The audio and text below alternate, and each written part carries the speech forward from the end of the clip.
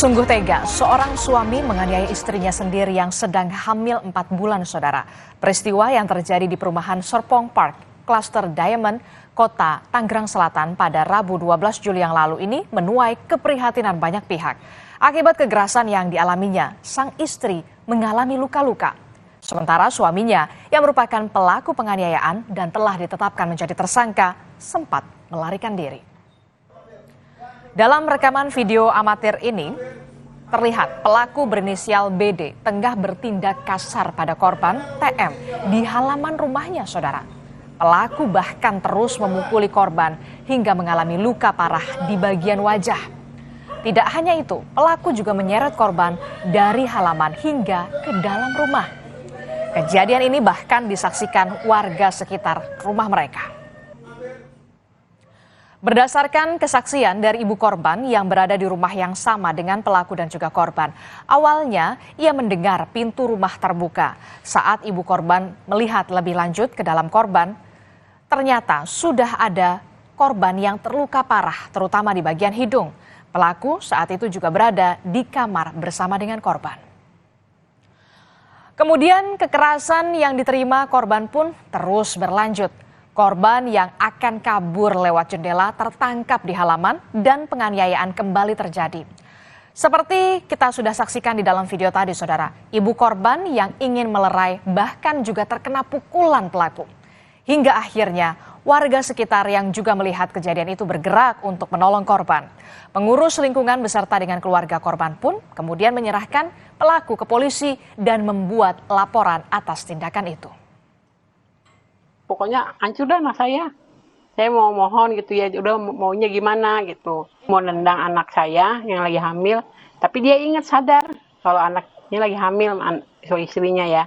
Saya keluar lagi, akhirnya satpam datang, nggak lama ada bapak-bapak datang ke sini nolongin. Tapi tuh pelaku masih ngomel-ngomel, nggak terima gimana gitu. Itu alasan apa kata Bu? Iya, saya juga katanya itu sih, tindak pidana ringan. Akibat penganiayaan itu, saudara, korban berinisial TM yang tengah hamil 4 bulan menderita luka berat pada bagian wajah hingga mata.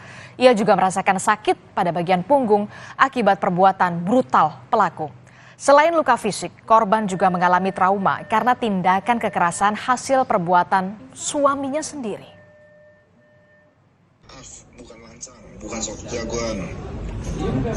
Pasti gue bantai. Satu keluarga, satu persatu gua bantai. Anda bisa mendengar bagaimana suara visual atau suara audio dari pelaku, saudara. Dan rupanya tidak hanya kekerasan fisik, pelaku juga mengancam korban dan keluarganya jika proses hukum terhadap dirinya tetap dilanjutkan. Ayah korban membeberkan bukti adanya ancaman yang dikirimkan melalui pesan suara. Hal ini membuat geram pihak keluarga korban. Pada waktu dia telepon sama anak saya. Dan itu disaksikan polisi Pak? Ya, maka dari itu enggak. Di ruangan merokok. Dia telepon sama anak saya. Kena voice note akan saya bantai satu persatu satu keluarga. Itu yang saya, jangan pun hati saya, pori-pori saya pun saya nggak terima begitu. Apa kesalahan saya mau dibantai sekeluarga? Emang saya kambing. Dan pada waktu dia telepon.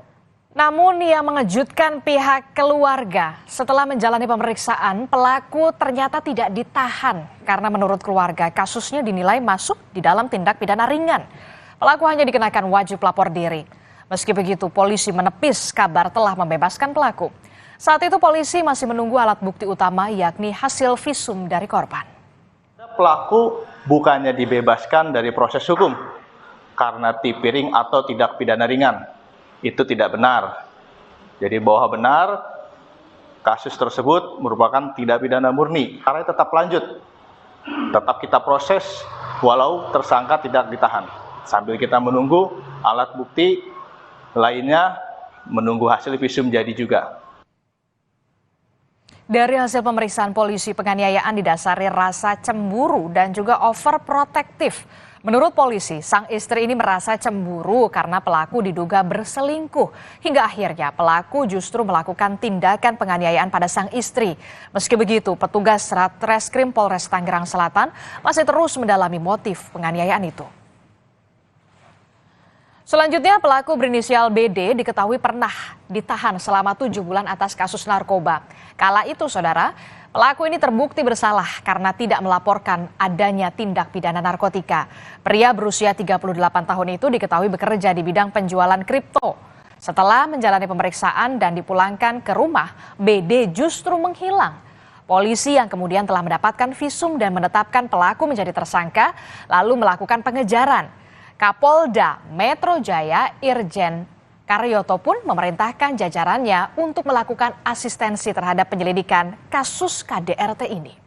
Langkah yang dilakukan oleh Polda Metro Jaya, Bapak Kapolda sudah melakukan arahan dan instruksi kepada Direktur Reserse Kriminal Umum Polda Metro Jaya untuk melakukan asistensi ya terkait dengan kekhususan di Undang-Undang KDRT. Ya. Kemudian tentunya terhadap traumatis yang dialami oleh korban dan keluarga, Bab Psikologi Biro SDM Polda Metro Jaya dan Bitdokes akan melakukan langkah-langkah terkait dengan trauma healing.